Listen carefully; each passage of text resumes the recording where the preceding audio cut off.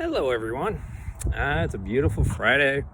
Anyway, I keep liking to think. I don't know what's got my brain going other than so much free time and everything, but I just want to talk about yet another thing that came to mind. When I was in college, you could technically say I played lacrosse. I was on the team. I was not good. Yeah, despite anything I may have told you in the past, I was not a great lacrosse player. However, I definitely felt like I was part of the team. I had a role. Um, I didn't play a lot of games. In fact, the very first game I played in, I got a penalty within the first 30 seconds of being on the field. And I think that was the last I played that game. um, but that's okay, because here's the thing. I really felt like I was part of that team. And I felt like I was making that team better by being on the team. Reason I really wasn't that good, it wasn't because I didn't understand the game and I didn't have the skills to interpret plays or anything like that. It was just I didn't come from a very good background in it, and I didn't put the time in to really develop the skills that I needed to. And let's face it, I let myself get out of shape when I discovered beer in college. But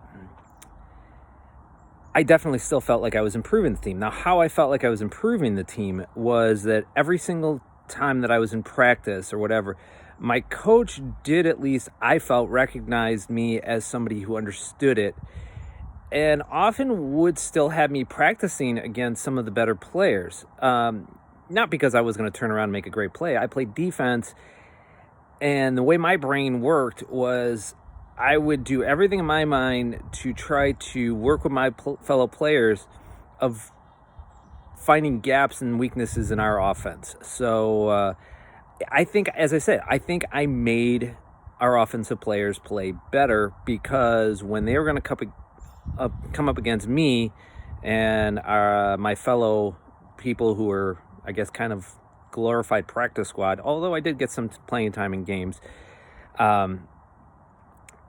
they were going to come in and say, okay, I'm not going to encounter the same old plays to break down this play.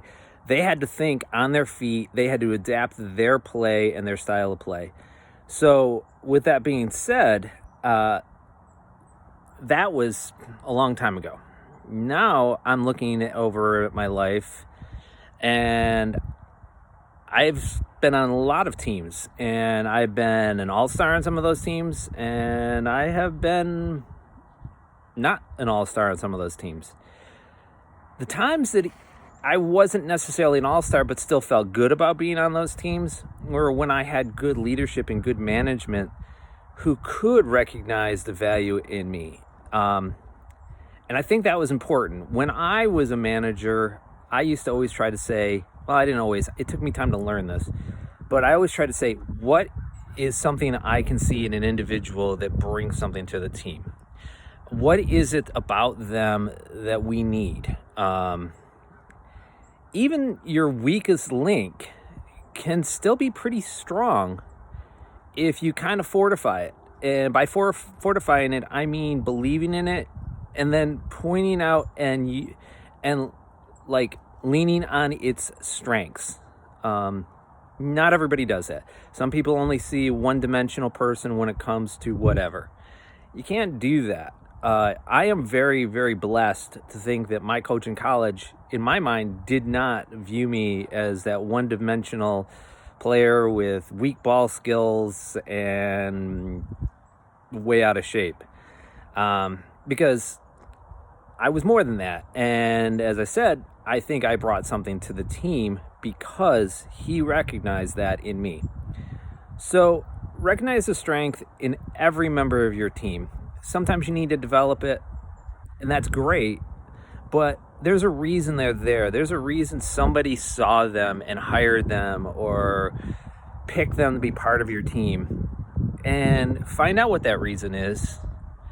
You can say exploit that reason, but that's really what you're going to do. So anyway, that's today's rant. I don't really know if it's useful or anything like that, but that's what was on my mind. Have a good Friday.